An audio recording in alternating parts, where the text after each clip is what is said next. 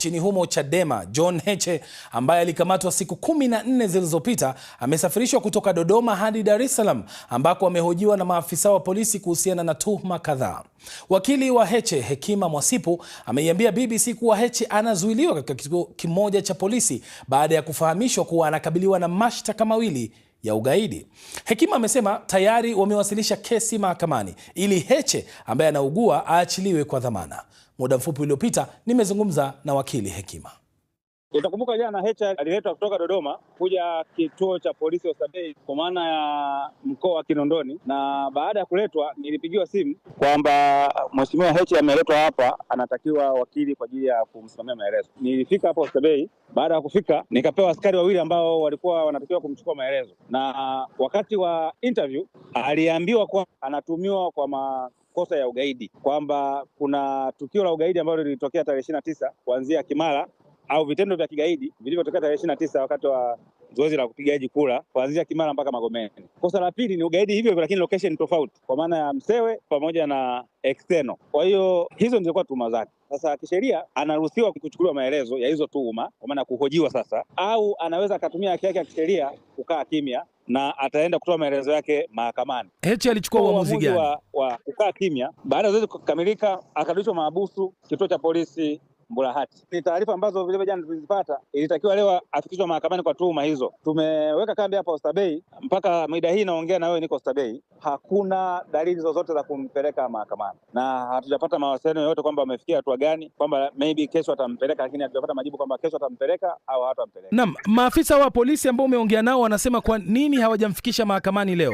Kimsingi walikuwa kwenye vikao, hatujawasiliana nao. Nafikiri bado niko Oysterbay, nitapata majibu hata baadaye, sababu bado wako huko ndani wanawahoji wengine watuhumiwa ambao waliwakamata tarehe hiyo tarehe 29. Kwa mujibu wa maelezo ya maafisa polisi ambao walikuwa wanamhoji ni kwamba kuna watu ambao wamekamatwa wako huko ndani, wamemtaja makamu mwenyekiti kwamba walihamasika sijui na kauli zake, kitu kama hicho, kwamba kuna kauli ambazo walizitoa ambazo hatuzijui huko nyuma ambazo zikapelekea sasa kutokea matukio ya kigaidi siku ya tarehe 29. Sasa hatujui hizo kauli ni zipi mpaka sasa hivi, kwa sababu alikataa kuandika maelezo yake. Tutajua hizo kauli ilikuwa ni zipi mara baada ya mheshimiwa Heche kupelekwa mahakamani.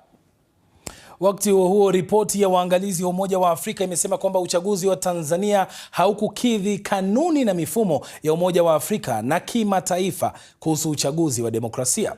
Katika ripoti iliyotolewa leo na mkuu wa ujumbe huo Mokgweetsi Masisi ambaye pia ni rais wa zamani wa Botswana, waangalizi hao wanasema mazingira ya kabla, wakati na baada ya uchaguzi hayakufaa kwa uchaguzi wenye amani na matokeo ya kukubalika. Aidha, ripoti hiyo imetilia doa viwango vya maandalizi ya tume ya uchaguzi na taasisi nyingine muhimu za uchaguzi, ikisema havikutosha kukabiliana na changamoto zilizojitokeza. Waangalizi hao wamependekeza serikali nchini humo kutoa kipaumbele kwa mabadiliko ya kisiasa na uchaguzi ili kukabiliana na changamoto zilizojitokeza. Wakati hayo yakijiri, tume ya haki za kibinadamu na utawala bora nchini Tanzania, ambayo ni idara huru ya serikali, imesema itaanzisha uchunguzi wa kina kufuatia maandamano yaliyoshuhudiwa wakati wa uchaguzi mkuu uliofanyika Oktoba 29 na kusababisha uharibifu wa mali na vifo vya raia. Tume hiyo inasema kwamba itatoa matokeo ya uchunguzi huo chini ya miezi miwili, ikisema hivi, na nukuu hapa: matukio ya aina hiyo hayawezi kuvumiliwa katika jamii inayothamini amani na utawala wa sheria, mwisho wa nukuu. Aidha, mtandao wa watetezi wa haki za kibinadamu Tanzania na chama cha wanasheria Tanganyika wamelaani matukio ya ukiukwaji wa haki za kibinadamu yaliyotokea wakati wa uchaguzi mkuu wa mwaka 2025. Mashirika hayo yamesema yanataka uchunguzi huru na kuwajibishwa kwa wote waliohusika, zikitaja matukio kama vile mauaji, mateso na ukamataji kiholela. Serikali bado haijatoa kauli ya moja kwa moja kuhusu madai hayo na bado tunaendelea kuifuatilia. Lakini wakati hayo yakijiri, familia za wale waliopoteza wapendwa wao kwenye maandamano zinaendelea kuomboleza huku zikipanga shughuli za mazishi. Mjini Mbeya, familia ya daktari mmoja ambaye mtoto wake aliuawa baada ya kupigwa risasi kifuani wakati alipokuwa akienda dukani imezungumza na mwandishi wa BBC Robert Kipto. Tumeathirika kwa kiwango kikubwa sana kama familia, kwa sababu kijana tuliyempoteza alikuwa ndio firstborn wangu. Alikuwa akitoka nyumbani kwenda kufuata mahitaji dukani. Ilikuwa ni siku ya tarehe 30, pakawa na milio ya risasi, kwa hiyo ikampata na yeye kifuani, akafariki dunia. Kwa hapa nilipo tuna msiba, na hata kuzika tulizuiwa kwenda kuzika, njia zote zilikuwa zimefungwa. Tulikuwa kama kwenye lockdown ambayo jana ndio wametangaza basi shughuli zote ziendelee. Kwa hiyo sasa hivi tunapata hata muda wa kwenda hata kuona kaburi la mtoto, lakini kabla ya hapo hatukuweza kufanya chochote, na hakuna mtu yote usiwa kuchukua mwili wa marehemu huko, aidha ni mocho leo ni wapi. Kwa hiyo sisi tulijaribu kutumia mbinu nyingine tu kuweza kupata mwili wa kijana wetu na kwenda kuhifadhi, kusikiri. Amesitiriwa juzi. Yaani mtoto anazikwa tu, lakini haujapata habari permit, haujapata kitu gani, lakini as long as umeshamzika, kaburi liko nyumbani, basi tunaishia hivyo. Lakini athari kubwa sana kwa upande wetu, sio tu mimi, mpaka na familia kwa ujumla na wadogo zake marehemu ambao ni watoto wangu mwenyewe. Kwa hiyo ni shida kidogo. Na binafsi kama mzazi, ulipokeaje kifo cha mtoto wako wa kwanza? Ni mshtuko kwa kweli, kwa sababu ukishajua tena ni kifo alafu kama mtoto wa kwanza ndio unayemtegemea, ni mshtuko mkubwa sana, ambao wakati mwingine unaweza kuchukua maamuzi ya kutaka mpaka kujitoa mpaka uhai. Unajua unakuwa na taharuki mpaka wasipotokea watu wa kuja kustabilize, ni changamoto kidogo.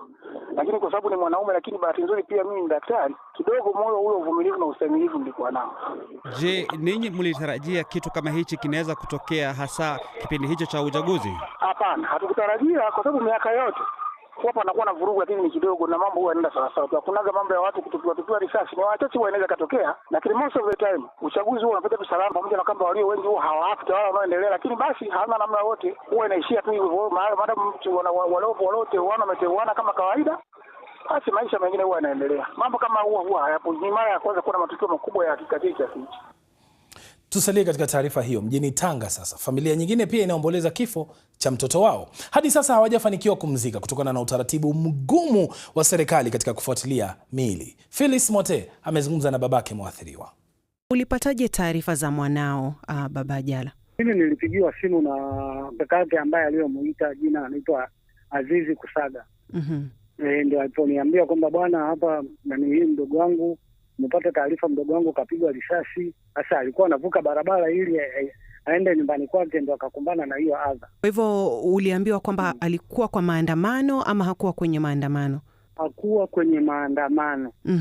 Na kufikia sasa labda umepata habari zozote za mwili wa mwanao? Umeambiwa uko wapi? Niliambiwa kwamba mwili wa mwanangu uko njia 4 pale. Na umechukua hatua gani labda kufuatilia ili kuweza kumstiri? Siku ya kwanza kulikuwa kuna ile siku ambayo amepata hii alipofariki, kesho yake ni kwamba kulikuwa hakuna nafasi ya kuhakiki kwamba mwili wangu uko wapi, ila wale walienda tu na askari pale wakamwambia huyo ndugu yake kwamba bwana, baada ya kufa akamwambia mwili utaukuta na upande huko. Ameenda yeye mwenyewe, amejaribu kufika hapo kutafuta ama kuhakikisha kwamba kakake kweli amefariki? Amefariki wakati akiwa yuko mikononi, kwa sababu ile ilikuwa iko hivi, baada ya kupigwa risasi kweli alikuwa yuko hai.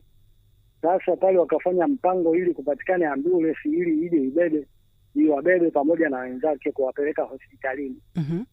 Ndani ya dakika kadhaa hivi ndio akafariki dunia. Na ile ambulance ni kwamba niliambiwa kabisa kwamba ambulance ilikuwa inawafuatilia, kufika njiani ikakumbana na hao jamaa, ikapigwa moto ikaungua. Ilipigwa moto wakiwa bado wako ndani? Ilipigwa moto wakiwa inawafuata. Kwenye hiyo hali ya kujaribu kupata mwili wake na kuweza kumstiri vyema, labda mmefikia wapi? Kesho wanaweza wakaanza safari. Kila kitu kiko sawa, tunasubiri tu mwili wa marehemu utakapofika, inshallah tumstiri. Sasa kutokana na maandamano yaliyofanyika wiki iliyopita, safari za kutokea Tanzania bara kwenda visiwani Zanzibar zilisimamishwa kwa siku kadhaa. Hali hiyo imeathiri kisiwa hicho na kusababisha kupanda kwa gharama za maisha, kwani kwa kiasi kikubwa Zanzibar inategemea bidhaa za chakula kutoka bara. Wengi wana matumaini kwamba huenda wakarejelea kwenye hali ya kawaida katika siku za hivi karibuni baada ya safari hizo kurejeshwa tena. Mwandishi wa BBC Humphrey Mgonja na undani wa taarifa hii kutoka Zanzibar. Tungule bei gani?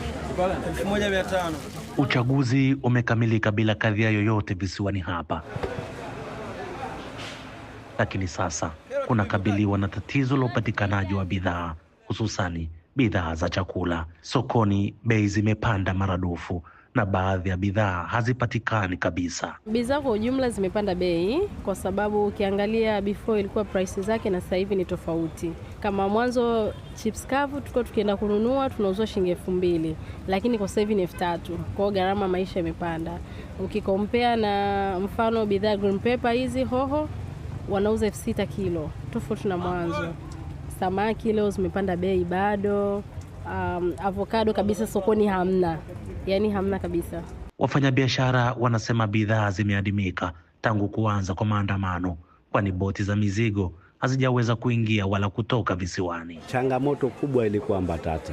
Mbatata ilikuwa changamoto kubwa kwa kipindi cha uchaguzi hapa, lakini na stoshe karoti ambapo kwamba vitunguu maji vile vile ilikuwa changamoto kwa kipindi hichi cha uchaguzi, lakini nyuma ilikuwa kawaida, na changamoto ilikuwa kubwa ya bei kwa sababu vitu vilikuwa haviingii, na haijawa bei kubwa ya hivyo, bei ya kawaida, lakini ndio kwamba changamoto ya uchaguzi ndio watu wanataharuku kwamba vitu hamna, lakini bei ilikuwa ya kawaida kabisa. Uchumi wa Zanzibar unategemea zaidi utalii na uvuvi, huku kilimo cha chakula kikifanywa kwa matumizi ya nyumbani na sio kibiashara. Bidhaa nyingi za vyakula hapa Zanzibar zinategemea kutoka bara, hasa mkoa wa Dar es Salaam, na Dar es Salaam nao wanategemea kutoka mikoani. Kutokana na maandamano yaliyotokea hivi karibuni, imesababisha shughuli za usafirishaji kuwa adimu. Hivyo basi imesababisha kuadimika kwa bidhaa hizo. Wengi wamekuwa wakilalamika kupanda kwa bei ya maisha. Sio tu wafanyabiashara na wateja wanaopitia kipindi kigumu, bali hata wafanyakazi wa sokoni wanaoshusha mizigo kwenye magari wapo bila kazi, wakilalamika kuwa mkono hauendi kinywani. Kama hakuna mbatata ndo hatuwezi tukafanya kazi. Unaona, tupate mbatata, zishuke mbatata, tubebe mbatata, tufanye kazi. Na wataka muhakikishe kuanzia leo maisha ya wananchi yanarejea mara moja. Agizo la Rais Samia baada ya kuapishwa ni kurejesha shughuli zote za usafiri na biashara. Agizo hilo linawapa matumaini wananchi wengi kwamba huenda sasa bidhaa kutoka bara zikaanza kupatikana tena, ingawa bado haijulikani ni lini wafanyabiashara watashusha bei za bidhaa sokoni. Humphrey Mgonja, BBC. Ripoti hiyo kutoka visiwani Zanzibar ndio inayotukamilishia taarifa yetu kuu usiku huu.